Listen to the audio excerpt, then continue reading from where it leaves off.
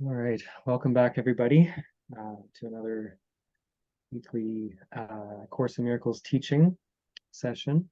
This one should be interesting. I've had lots of kind of experience with this myself this week, even today, in seeming to experience illness, to seem to experience injury, and um, and delving into that experience and really exploring what really is healing. What's the cause of illness, which we explored last week, right? Which we found at its root really is unforgiveness. Um, and so this week we're going to be exploring what is healing, right? What is true healing? What is false healing? And how can we differentiate between the two? And that's what this lesson is going to help us to um, explore, because we got to figure that out for ourselves, right? You need to experience it for yourself. It's not just a learning that you read in a book, but it's something you need to look at yourself. You got to try them both out, right? And then really explore deeply, like what makes you happy, what brings you peace, what brings you the joy that we're all looking for, what actually fills that void.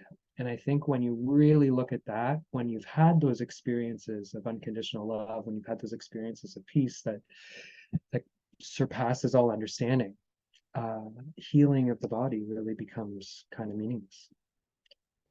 So I don't have a PowerPoint this week, so I'm gonna kind of be working just from some notes, and we'll be exploring more through a bit of a guided experience. So first of all, we can summarize this whole lesson in pretty much one line. True healing is of the mind, and false healing is of the body, or the world, or the bank account. And that's pretty much it, right? So, but the real lesson is more in the experience, right? Because our experience of the world is pretty much the opposite of that, right? It's kind of like our problem is out there, and then as a result of that problem, the scratched eye, the ill feeling, the fatigue, the weak body, that's my problem. And if only I could fix that problem, then I would feel better. That's what we're fixated on. If only I won the lottery, or if I just had this one problem fixed, then I know I would feel so much better. And I could then get back into my spiritual work and kind of become a better person, right? That's what we're kind of convinced of. But really, is that true? And that's what I want to explore today. Um, so if we remember last week, we kind of went a little bit inward um, and took an illness or a problem, and we really asked the question, where is the problem here? So say you have that scratched eye, as I did this morning. My dog woke me up by scratching my eye. uh, where is the problem? Is it really in the eye? Like, is it really that physical symptom that I seem to be having, or my inability to open my eyes? Like, is that really the problem? If you sit with it for long enough, um, the problem starts to reveal itself pretty quickly, right? For me, it was feelings of blame and anger at my dog, for doing that to me. And so I got a lesson pretty quickly of the unforgiveness that kind of lies behind some of our illnesses, some of our problems, right? Kind of like it was very easy to push that onto my dog, who was just trying to greet me in the morning, but I'm like very pissed off because I can't even open my eye, and I couldn't for the first 20 minutes of the day. Um, so that's one experience. But and then as I sat with that for longer, like, what's actually more painful? What I realized is that blame, that feeling of weakness, that frustration, the the dissatisfaction, the feeling of blame, which really is of guilt, right? It's guilt of my dog, right?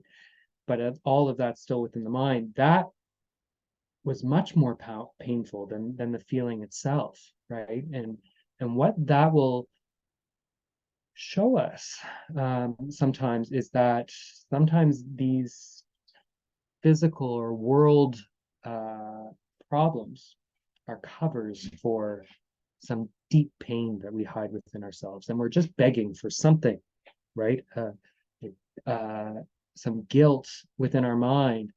We're almost begging and looking for, calling for experiences to come into our our consciousness so that we can blame something else, right? It would feel, it does feel better to be angry at my dog, even though I know it's ridiculous. But it feels better to be angry at my dog than to sit inwardly and feel the deep pain of separation that is lying within my mind, as long as I feel like I'm a body, right? So anyway, that all of that is to say that where is the problem? With any problem, it's always the inner experience that really is the problem. Because if you didn't have that pain, if you didn't have that frustration, the guilt, the feelings of weakness, of powerlessness, um, would that scratched eye really even be a problem? No, you could kind of laugh it off and be like, that's not me.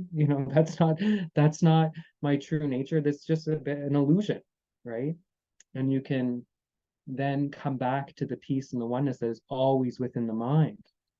So really the problem is never what we seem to see within the world, including our own body. The problem is always within the mind that is dreaming up those problems, right? As a way to escape the pain of separation that is within the mind.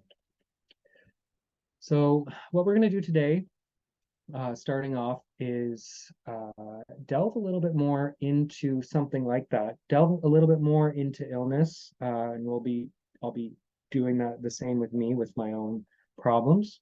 Um, but what we're going to look at is some of that same experience, but we're going to go a little bit deeper and explore healing as well, just through some visualization work. So what I'd like you to do, um, if you can, is just close your eyes if you're able to. Take a couple of deep breaths. And as you do, I'd like you to tune into the body. Just notice your mind. If it is racing, just notice the thoughts, don't go into them, but just notice that. Tune into your face. If there's tension, tune into your neck. If your shoulders are hunched or if they're relaxed, just noticing. You're not trying to fix, you're not trying to purposefully relax, you're just tuning in, just trying to become aware of what's there. Notice your throat, if there's a ball in your throat or if it feels relaxed.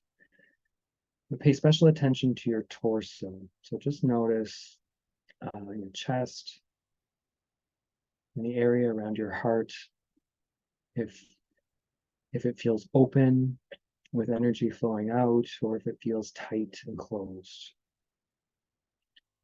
And tune into your lower torso, just noticing if there's pain there, if there's anxiety, if there's numbness as well. Just noticing it and just allowing it to be there.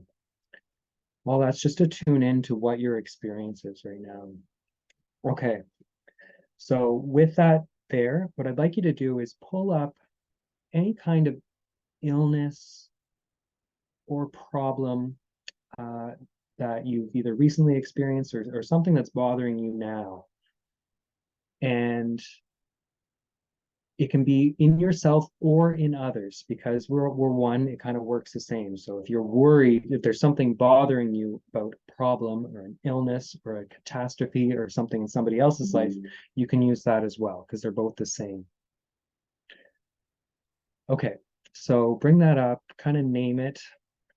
Um, And what I want you to do is go to the body. So you're seeing this external problem, but what I want you to go to is, what feelings is this bringing up for you?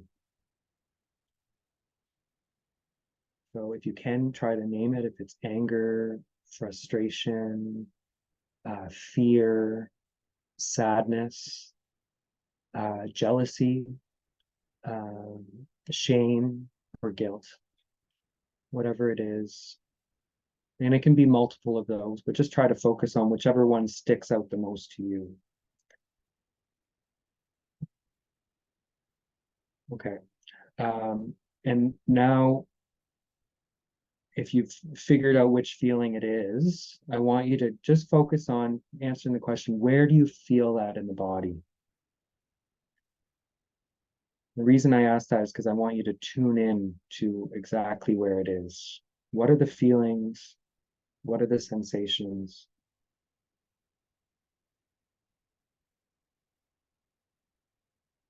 And just notice that you're not trying to change it, you're not trying to fix it. And then I want you to ask the question, where is the problem here? What's really hurting me? What's bothering me? Is the problem really in the world? The longer you sit with this, the longer you sit with this pain within your body, this emotion, right? This uh this feeling, what would make what what really is the problem? Is it really the thing in the world? Or is it really this feeling that you're feeling right now, this pain, this sensation of being weak, of being shameful, of being guilty, or of being violated, right? Is it really the problem in the world, or maybe in the mind? Is it within your experience, within your consciousness? Is that really possibly where the problem might lie? Now, as you're noticing that, um, I want you to keep in mind the problem, right? That the the the relationship, it might be the illness, it might be the injury, whatever it might be there.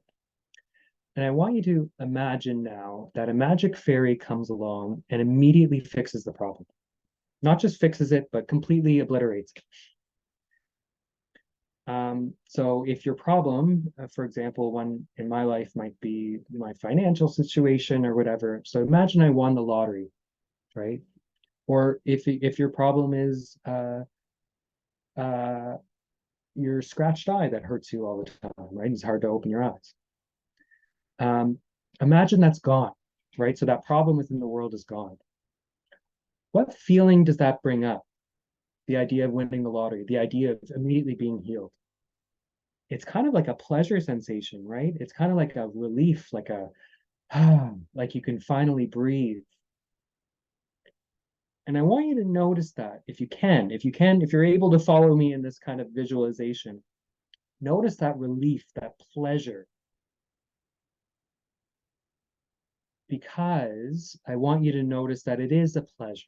It's different from a peace and a joy. It's kind of like a relief, like a thank God. It's kind of like a dopamine hit a little bit, right? Oh my God, it's amazing. It's gone. I can, and then notice, where does your mind go after?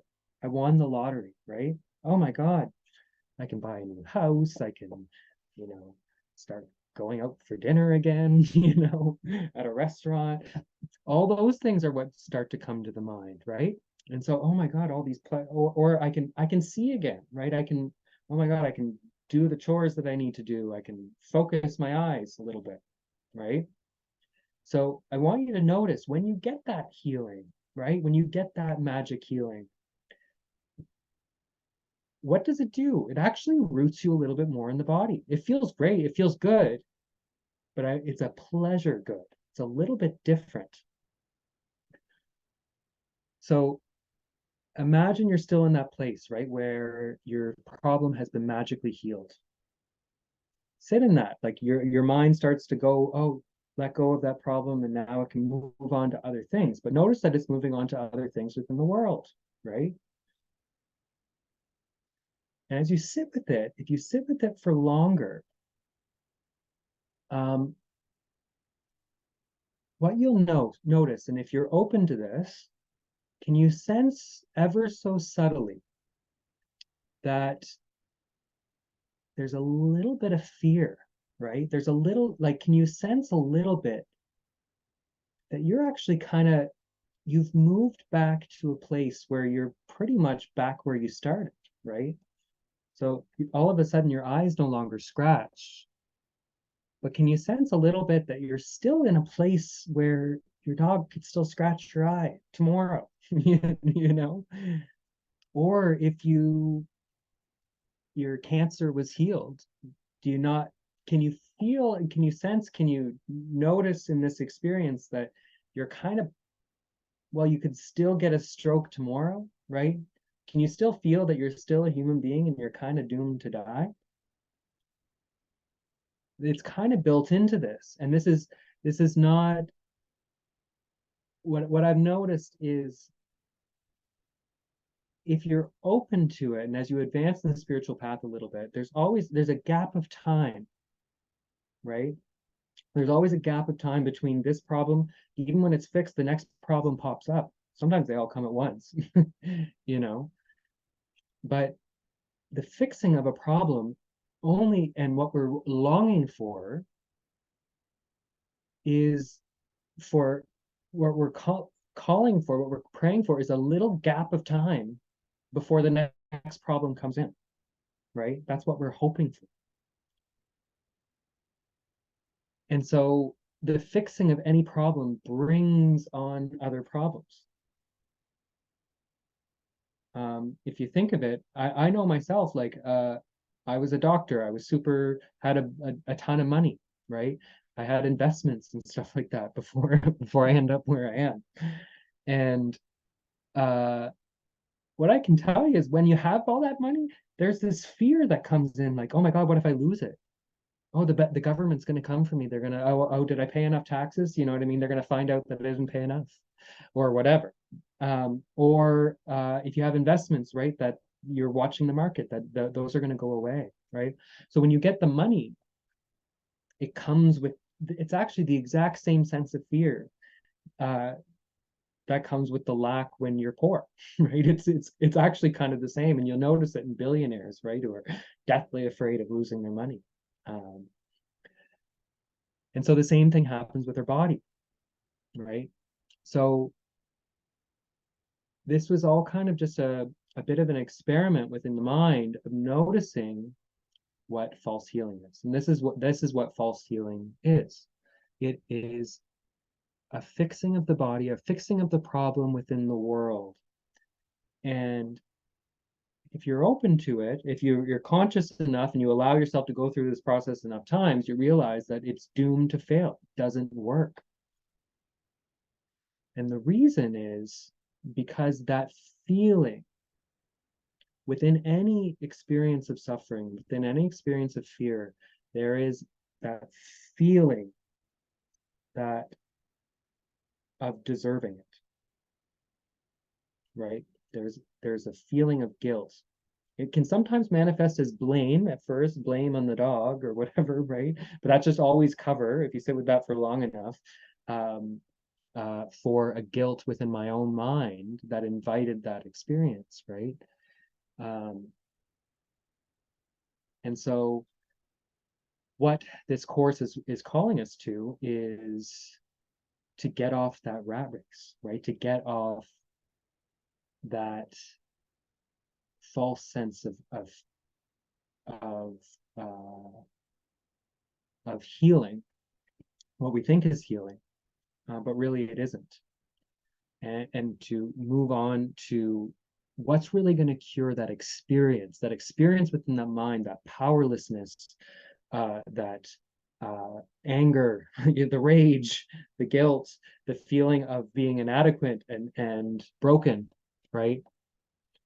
Maybe that's been in my mind the whole time, and these illnesses or problems that seem to pop up, maybe those are just manifestations of that pain that's always in there. That's lesson number 5, right? that maybe I'm never upset for the reason I think. And the reason is because the upset is never for anything in the world. That's just the distraction.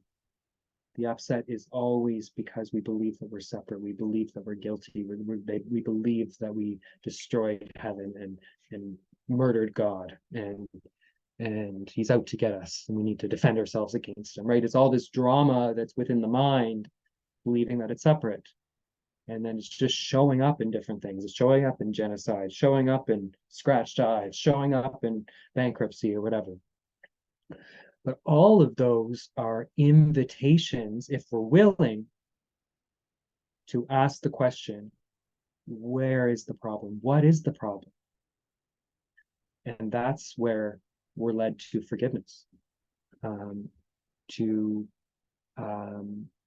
release the guilt that is calling for the suffering of our mind. All right. So with that, I'm going to share my screen. Kind of head to the reading. Where are we? Oops.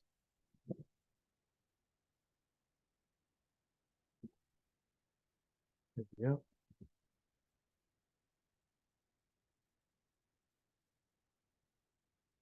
All right. So this is the reading and the song of prayer.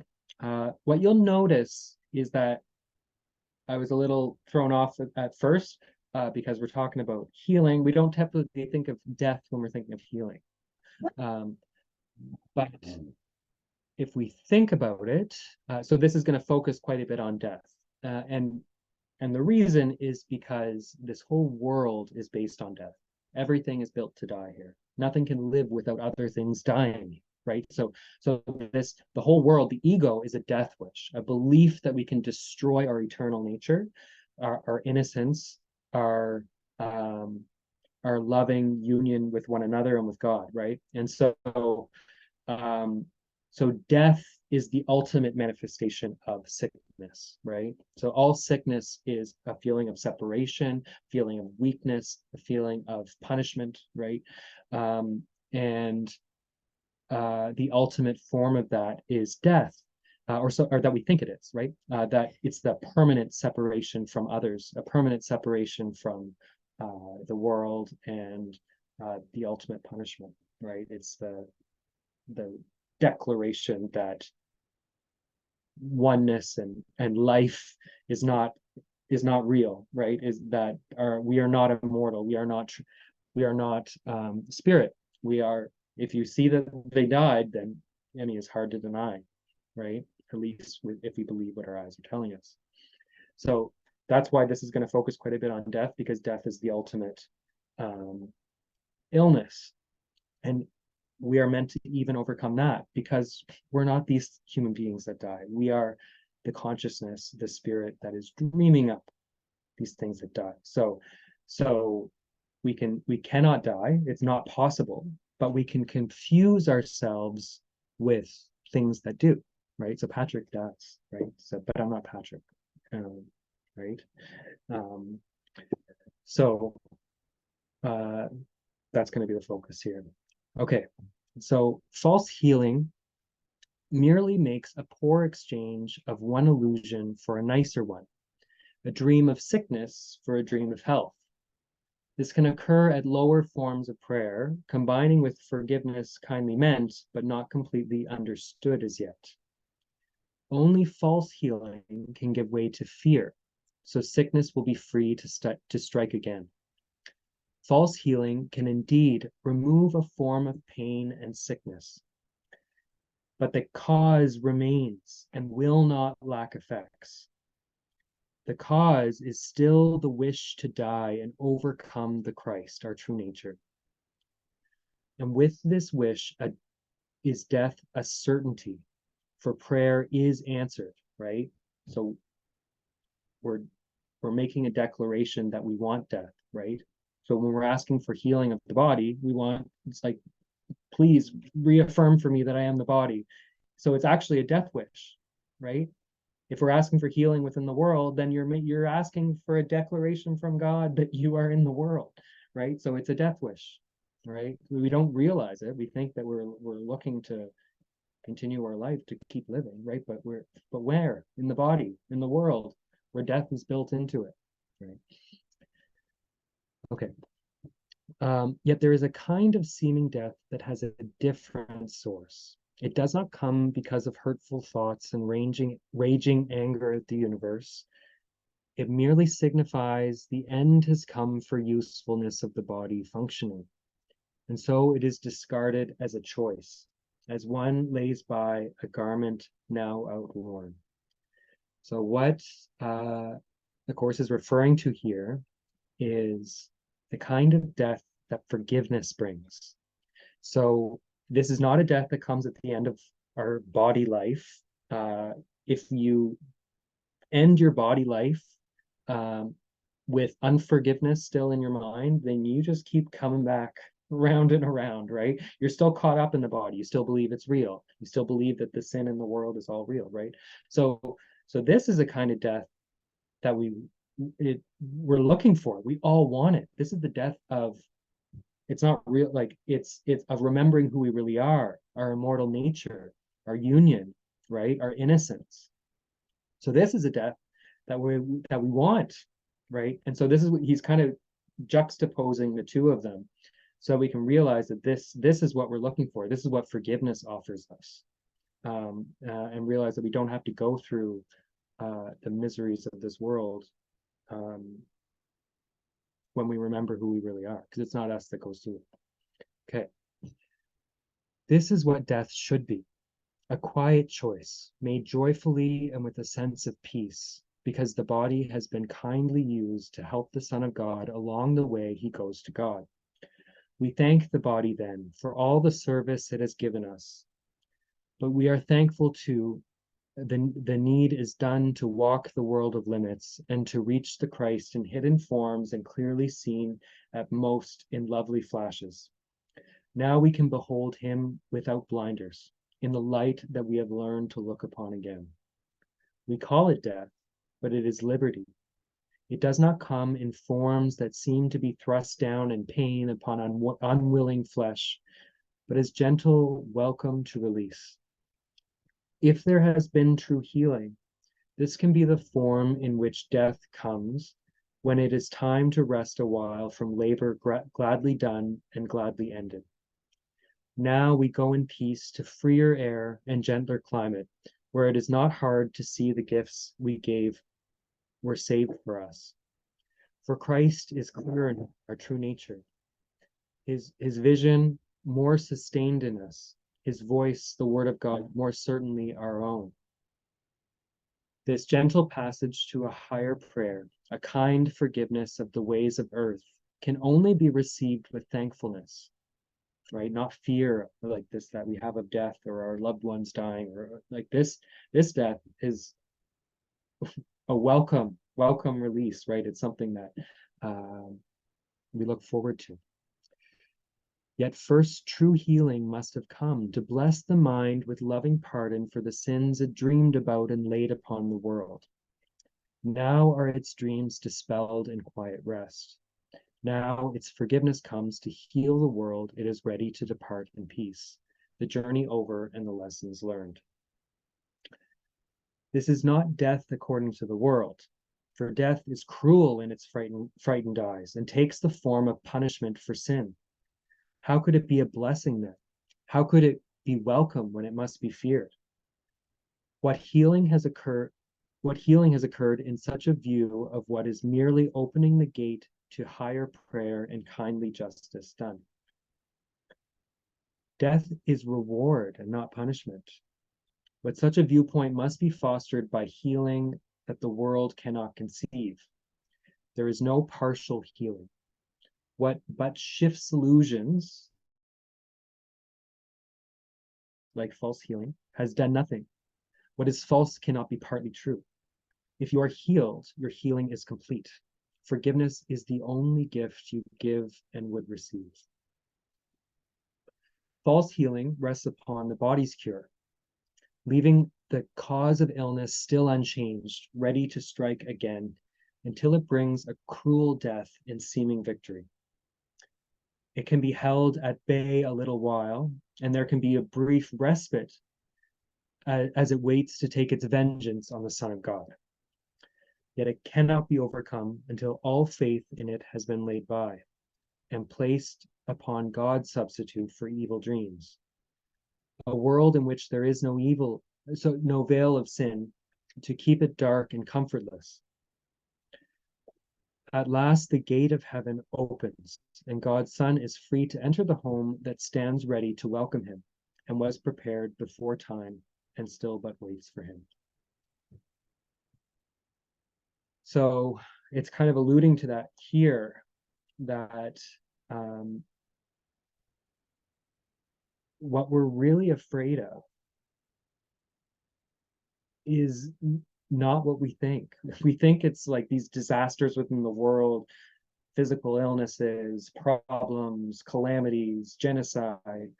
Those are kind of the things that we think are calamities within the world. But what we're really afraid of is the pain that is already within our mind, or in our unforgiving mind. And so what we think we want is that all these problems to be fixed, right? We're praying for that brief respite, that like tiny gap, between one problem and the next. And we think that, we're most of all afraid of death, right? Of dying, or others dying that we care about, right? But what we don't realize is that it's the unforgiveness in our mind that is actually causing the pain. And we want to look everywhere except for that, because the ego thrives and lives off guilt and blame, right? Atrocities, horrible things that you've done, secrets, right? And that's what the ego feeds off of. So there comes like a little bit of a pleasure with that, but it's what eats away at the mind, because within the ego's mind frame, it goes sin, guilt, punishment, right? If you see sin, you're going to feel guilt, and you're going to call for punishment within your dream. And sometimes you think that you're calling on that punishment for somebody else, right? You think that, oh, well, I haven't done anything bad, I'm a good person, I pay my taxes, I do all these things, but I see what's going on over there in the Middle East, or I see what's going on with the Uyghurs in China, right? So I don't think I deserve punishment. I don't feel guilty, but I see that they are, right? You know what I mean? China, they have something coming for them, right?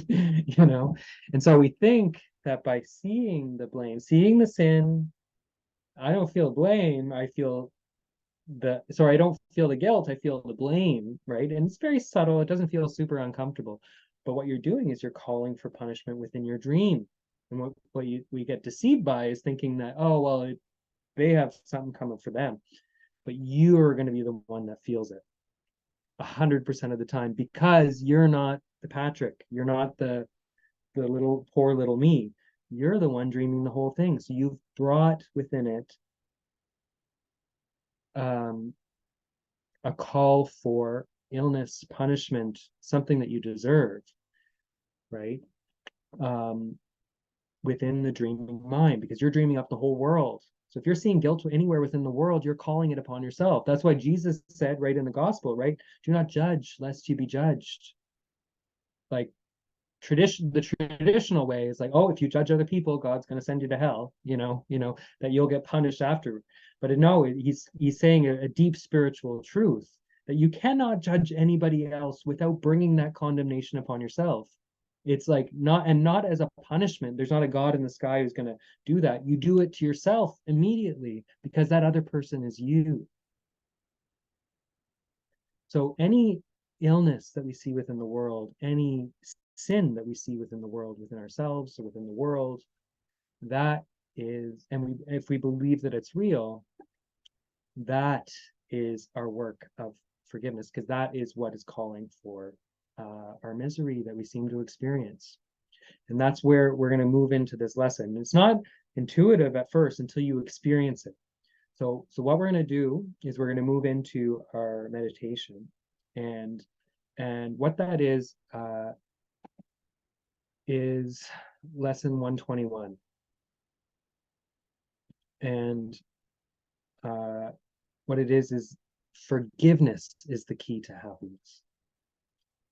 And I like to use the stress here because we think that it's other things. We think that it's healing. We think that it's fixing the problems. We think that it's peace in the Middle East. We think that it's getting a good government in, right? Um, but if you can get this experience, when you've had at least one of these forgiveness experiences, and you notice that what it is not just a letting go of some past abuse or something that you went through, but it's a profound remembering of who you are and an obliteration of the feeling of being separate from some other person, right?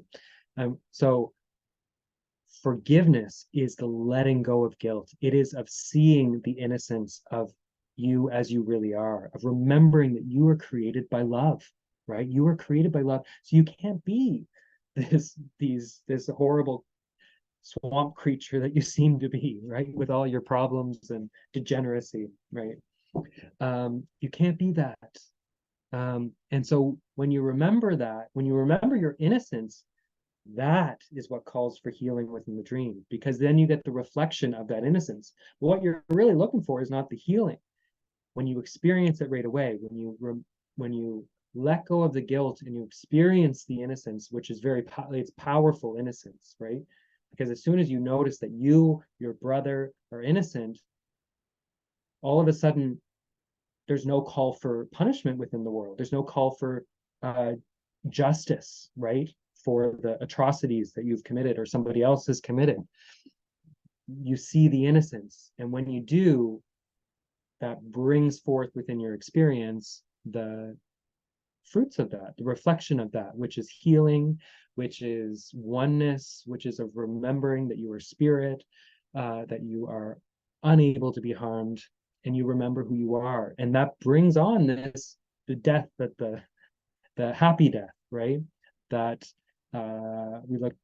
we actually look forward to, because it's not something that just happens at the end of your life.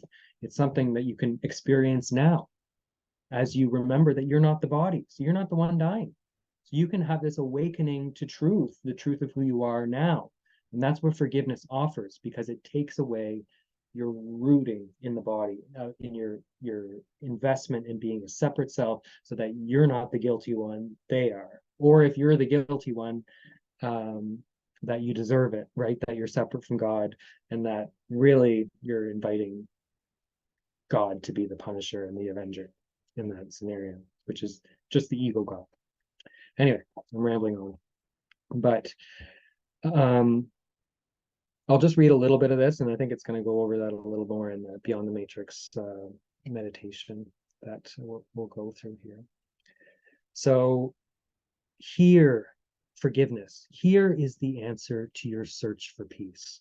Here is the key to meaning in a world that seems to make no sense. Here is the way to safety in apparent dangers that appear to threaten you at every turn and bring uncertainty to all your hopes of ever finding quietness and peace. Here are all your questions answered. Here the end of all uncertainty ensured at last. The unforgiving mind is full of fear and offers love no room to be itself. No place where it can spread its wings in peace and soar above the turmoil of the world. The unforgiving mind is sad, without hope of respite and release from pain. It suffers and abides in misery, peering about in darkness, seeing not, yet certain of the danger lurking there. The unforgiving mind is torn with doubt, confused about itself and all it sees, afraid and angry, weak and blustering, afraid to go ahead, afraid to stay, afraid to waken or to go to sleep, afraid of every sound, yet more afraid of stillness, terrified of darkness, yet more terrified at the approach of light. What can the unforgiving mind perceive but its damnation? What can it behold except the proof that all its sins are real? The unforgiving mind sees no mistakes, but only sins. It looks upon the world with sightless eyes and shrieks as it beholds its own projections rising to attack its miserable parody of a life. It wants to live, yet wishes it were dead. It wants forgiveness, yet it sees no hope. It wants escape, yet can conceive of none because it sees the sinful everywhere. The unforgiving mind is in despair without the prospect of a future which can offer anything but more despair. Yet it regards its judgment of the world as irreversible and does not see it has condemned itself to this despair. It thinks it cannot change, for what it sees bears witness that its judgment is correct. It does not ask because it thinks it knows. It does not question, certain it is right. So then it's going to go on and on about forgiveness, which I think we'll go over in the meditation, but I thought that was some beautiful poetry of what the unforgiving mind goes through, right? And so it's our unforgiving mind of believing that it's guilty, that there's guilt and horrendous atrocities, right? And that it's responsible for them. And like that is the misery. That's the misery. And what we're seeing is problems. What we're seeing is bankruptcies. What we're seeing is a scratched eye. What we're seeing is illnesses and death are just manifestations of the unforgiving mind. And so that's why this course is all about forgiveness, right? It's a course in miracles, but the miracle is the forgiveness, because the forgiveness immediately alleviates this misery and pain within the mind. So if we're aiming our gun, right, if we want to heal, if we want to heal, we want to go away from the body and into the mind, the unforgiving mind. And so when we forgive, and that's what we'll do within this meditation, if we can get a glimpse of forgiveness, you'll notice it immediately within your body. You'll notice, that's what I've been looking for. Because you'll feel the misery lift and a little bit of love and peace start to shine through, even just a bit. All right. We'll go into the meditation and then we can kind of talk after.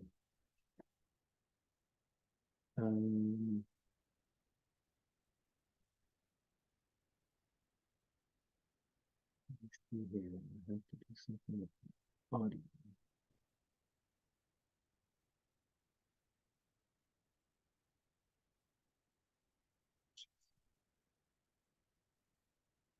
All right, tell me in the chat if you can't hear it. There's a button where you share the sound, so it should work this time. Welcome to this holy instant now. An instant to stop and remember. Remember who and what you truly are, beyond the matrix of fear, lack, and limitation. All that seems to limit you in this world is only an illusion that demands your continued belief and attention in order to have any power over you. Now is your opportunity to let go of whatever stands in the way of your complete awareness of your true and original self. Before we begin today's practice, make your intention clear in your mind. What are you letting go of that has been in the way of your freedom and fulfillment? I'm letting go of fear, doubt, unforgiveness, judgment. What are you embracing that is in alignment with your desire to awaken to your true self? I am embracing love, trust, forgiveness, innocence. Take a moment to write your intention in the comments below, now or after your practice. Share them to solidify your intention in your own consciousness and in the world.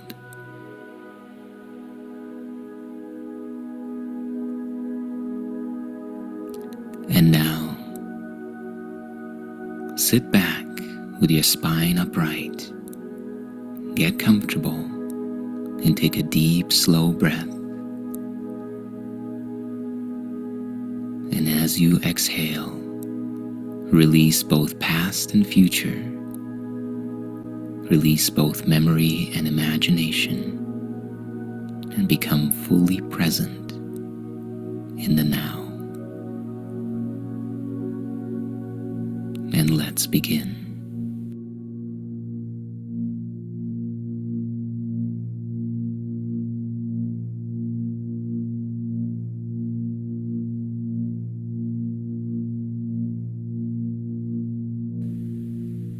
Today's principle is forgiveness is the key to happiness.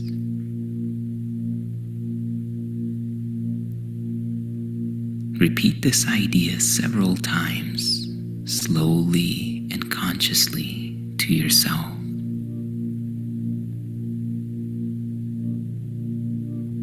And as you repeat it, allow the meaning of the words to blossom in your awareness.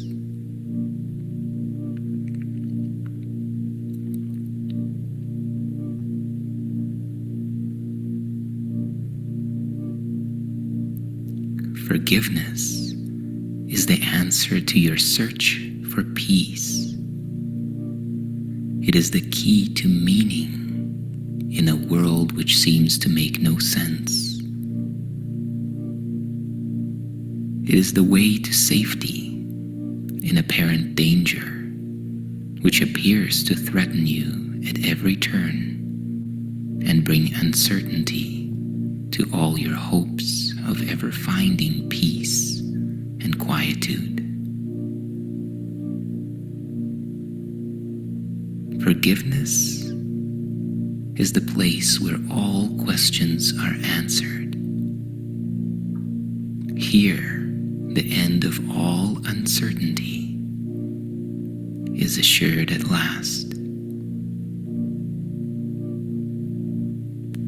Forgiveness is the overlooking of what never was. It is seeing through illusion and not letting perception stop before it reaches the essence of what is seen. Forgiveness cuts through turmoil, separation, and conflict by realizing there can be no conflict in what is forever one. Imagine a railroad, and on the railroad, you're sitting on a train, and you can look out ahead of the train. And as you look out ahead, you see that the rails seem to meet somewhere on the horizon. And yet, this produces no fear in you. You know that the rails never actually meet. You know that this is an optical illusion. And so you are at peace, even though the appearance suggests that you are headed for disaster, derailment. In this same way, when you recognize what illusion is, you are able to overlook it entirely. There is no more reaction in you because you know that your safety is assured despite all appearances to the contrary.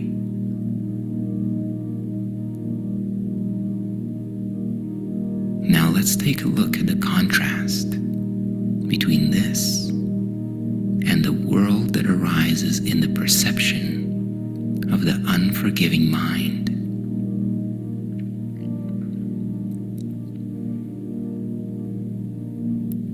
The unforgiving mind is full of fear and offers love no room to be itself. The unforgiving mind is sad the hope of respite and release from the pain that it feels. It suffers and abides in misery, peering about in darkness, seeing not, yet certain of the danger that is lurking there.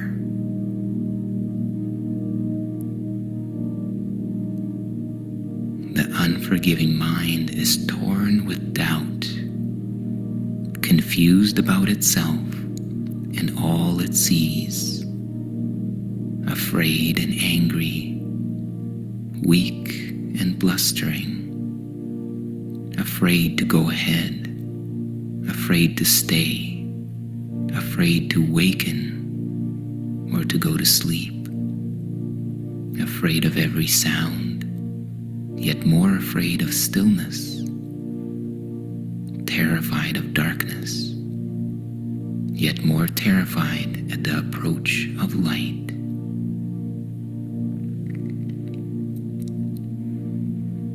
The unforgiving mind is in despair, without the prospect of a future which can offer anything but more despair.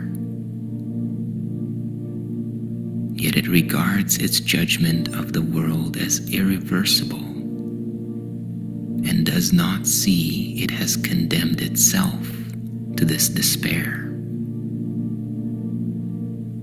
It thinks it cannot change, for what it sees bears witness that its judgment is correct. It does not ask because it thinks it knows. It does not question, certain it is right.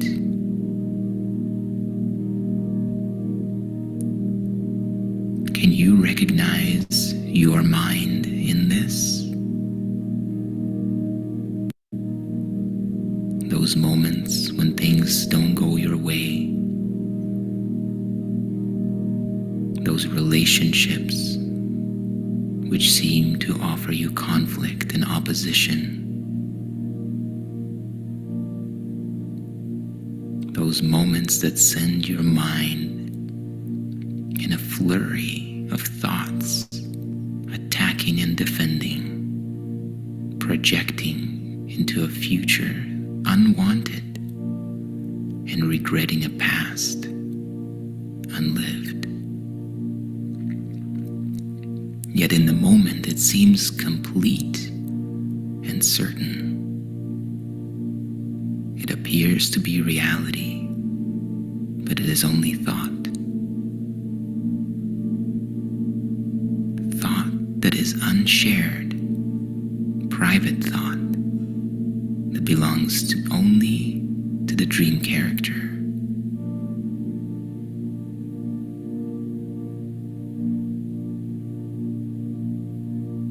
Each unforgiving mind presents you with an opportunity to teach your own mind how to forgive itself. Your true self, your being, the spirit that you truly are, needs no forgiveness.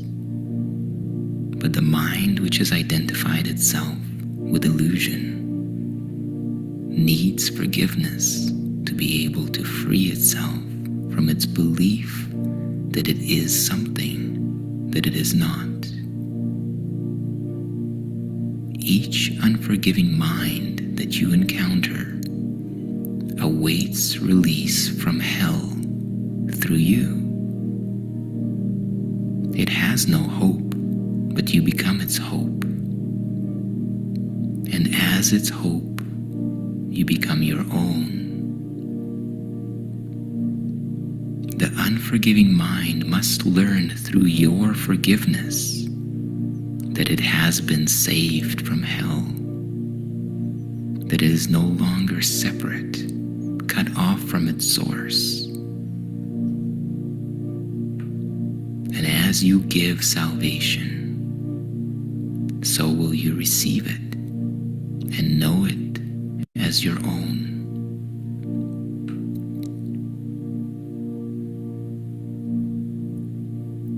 today we practice learning to forgive. If you are willing, you can learn today to take the key to happiness and use it on your own behalf. The unforgiving mind does not believe that giving and receiving are one. Yet we will try to learn today that they are one through practicing forgiving towards one whom you think of as an enemy, and one whom you consider as a friend. And as you learn to see them both as one, we will extend the lesson to ourselves and see that their escape from illusions included our own.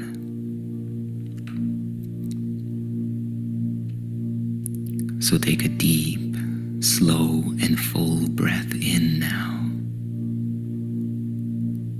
And as you exhale slowly, allow your mind and body to relax deeper still. Allow your presence to brighten. And let's begin. Begin by thinking of someone you do not like, someone who seems to irritate you or to cause regret in you if you should meet them, someone you actively despise or merely try to overlook. It does not matter what the form your anger takes. You probably have chosen this one already, and this one will do.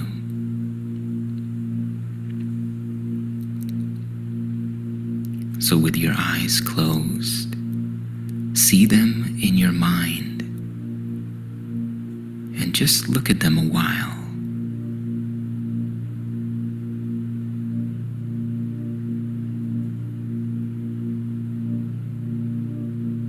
Allow the image and the sense of this one to crystallize in your mind's eye.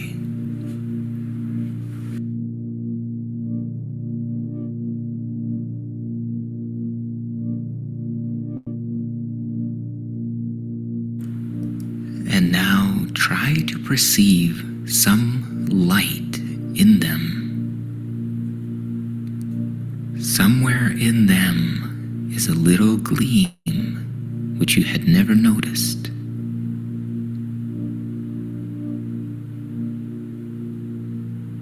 A little spark of divinity.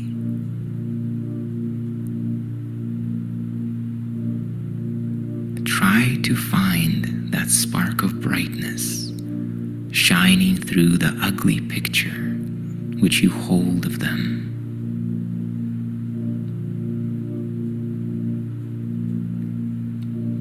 Look at this picture until you see a light somewhere within it.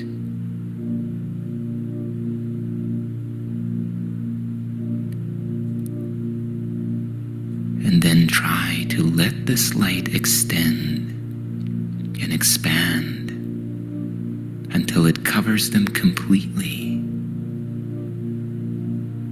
and makes the picture beautiful and good. Perhaps you see the spark in their heart, and as you place your attention on it, you realize that its radiance encompasses their entire body. Suddenly their face looks different, and you realize you have seen this version of their face before. You recognize the kindness and the vulnerability in it.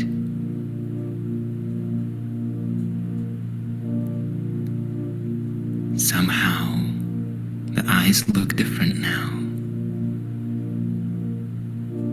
and you realize the innocence had always been there. Whatever they seemed to do in the past no longer seems to carry that weight, because you realize they never meant any harm to you. As you behold them, you realize that they are just like you.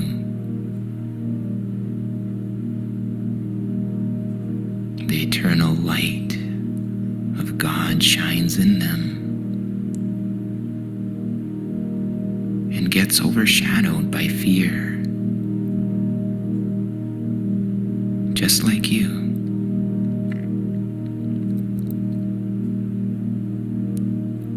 Look at this changed perception for a while.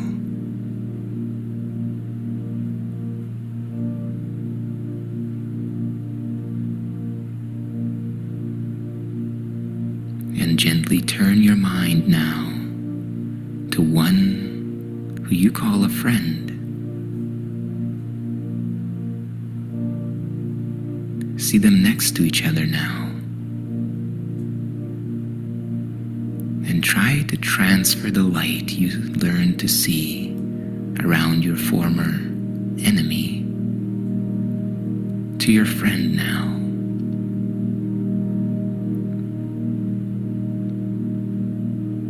See that light expanding, enveloping both as one. And as you behold your friend, you realize that the light you see in him or her is the very same light that you learn to see in your enemy. The so-called enemy and the so-called friend, seemingly opposites, yet in your awakened perception, you realize that they are one. And as you perceive your friend now, in that light, His holiness shows you your Savior, saved and saving, healed and whole. It is your true self that you behold. There is only one salvation from all illusions of fear, doubt, and separation. And that is the realization and recognition of your true self, despite all appearances.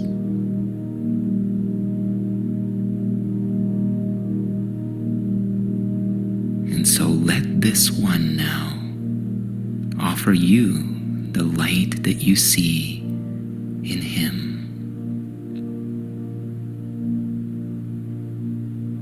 And let your so-called enemy and friend unite in blessing you with what you gave to them.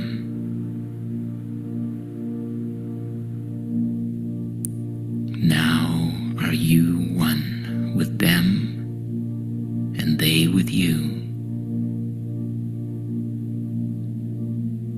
Now you have been forgiven by yourself.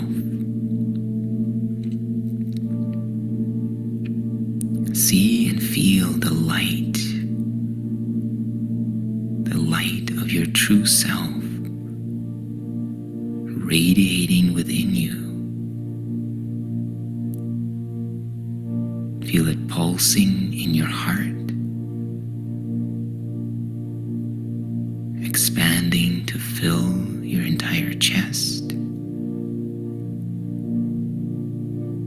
your whole body. And in this radiance, you can say something to the effect of, I forgive myself. I forgive myself on every level and in every way, unconditionally and without exception.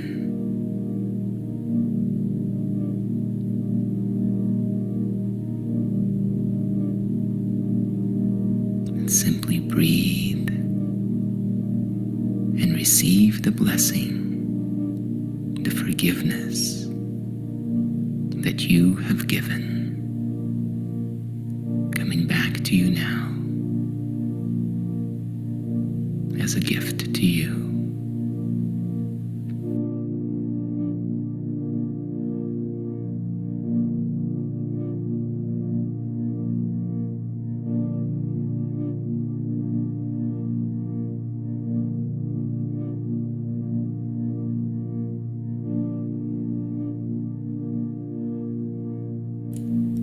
And do not forget throughout the day the role that forgiveness plays in bringing happiness to every unforgiving mind, with yours among them.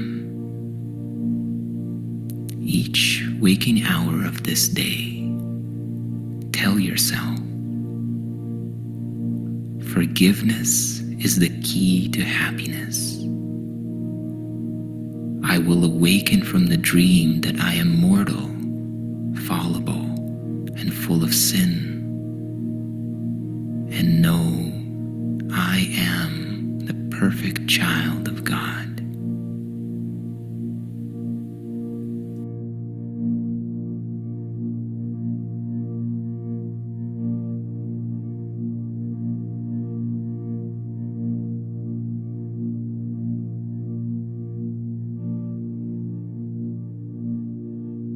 And as we close this practice period, take a moment now to thank yourself for taking the time to connect with truth and to remember and activate the state of peace and happiness within yourself.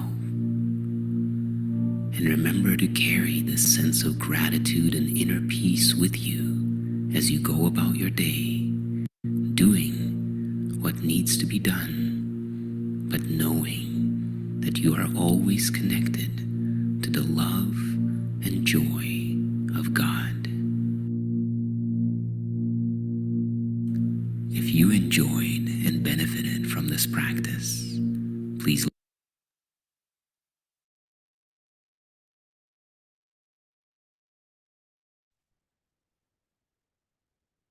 I don't know about you guys, that was incredibly powerful for me.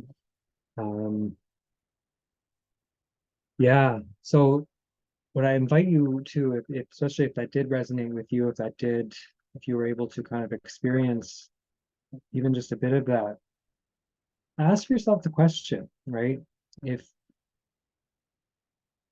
is like for me, that melting of my heart, that feeling of oneness, the lifting of the guilt that has just been sitting inside my soul, right? With that person that I'm seeing as my enemy, right? When you feel that lift, it's like, oh my God, that's what I've been looking for. You know what I mean? It's not the fixing of my bankruptcy, it's not the fixing of my I. When you realize like the healing that comes with forgiveness, I'd be like, give me 4 scratched eyes, right? I feel so much better. You so like whole, you're more aware.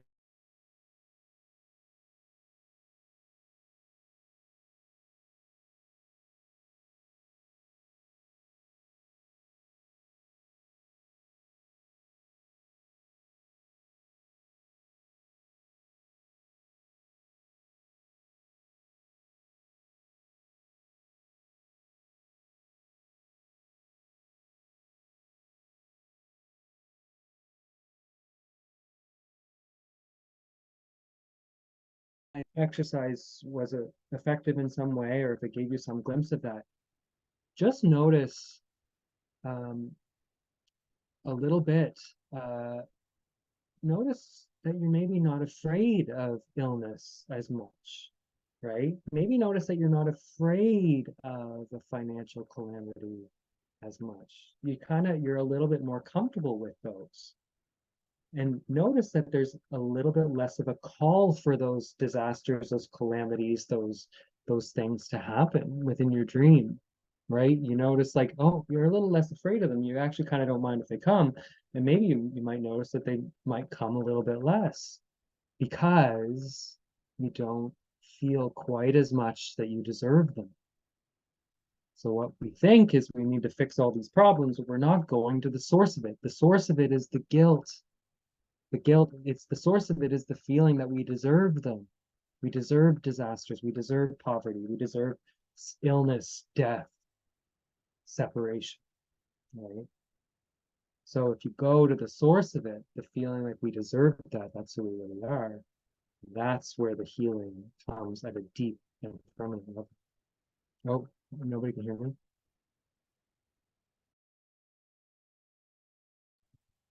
Sorry, Patrick, that was a little while ago. I think we can hear you now. Oh, okay. I see. Okay. All right, that was it. So does anybody have any uh questions while we're still recording? If not, you can hang on. I can take them off when we're in the recording.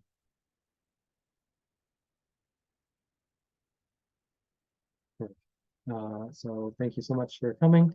And look forward to next week, and I'll just end the recording.